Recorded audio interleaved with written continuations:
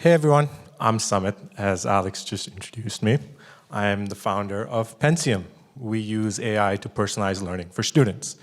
And today I'm going to talk to you about how I went from posting Reddit memes to scaling to almost 500,000 users. Now we've all heard the classic phrase, talk to your users, but nobody really talks about what's next. And that's exactly what I want to talk to you today about, is how we can take emotions and turn it into actionable insights. Now, before we get to that, show of hands, who here likes ice cream? Put your hands up. Okay, almost everyone, right? Well, think of your product like ice cream, right? Ice cream makes you feel a certain way when you have it, right? There are many types of ice creams. You can have chocolate, you can have some with chocolate chips, with fudge. There's a specific preference you have that makes you feel a certain way.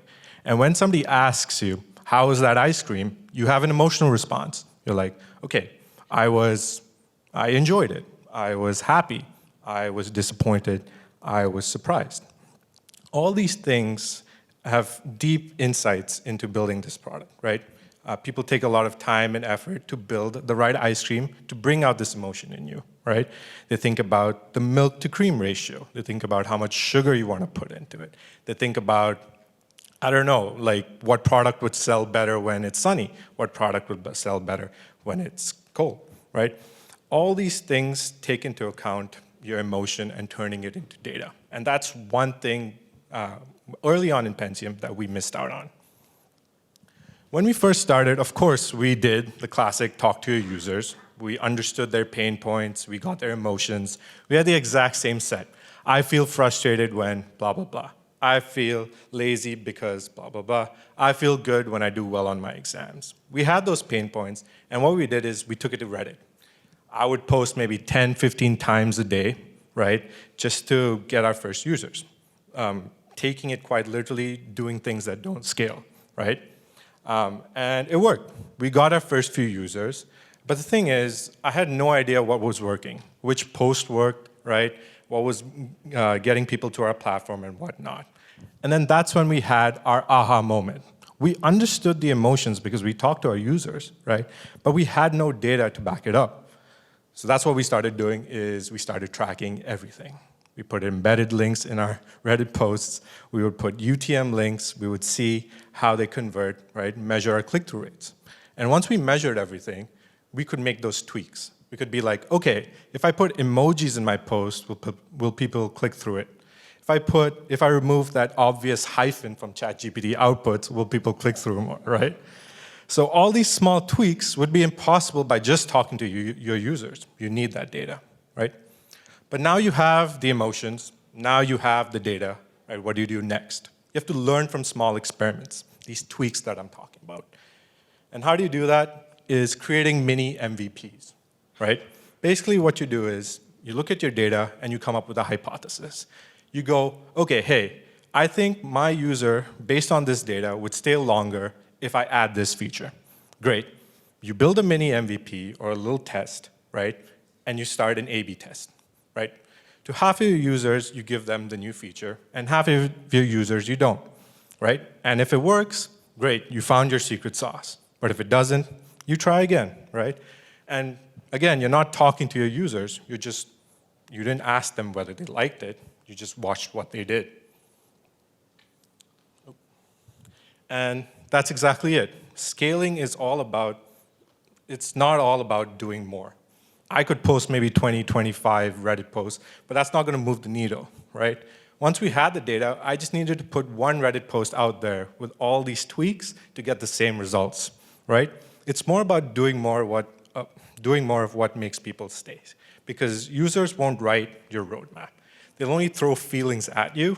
It's up to you to decode it, track it, tweak the recipe, and try again, right? And because emotions will only bring users in, data will have them coming back. Well, thanks for your time. Hope you enjoyed this talk.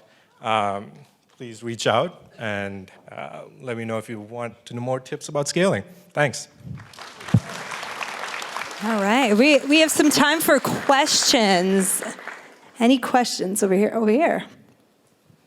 So when you're doing A/B testing, how do you deal, and especially if you have a relatively small user base, how do you deal with the fact that you might be pissing off some of the people who, were trying to use your service and don't like what you did? That's a great question.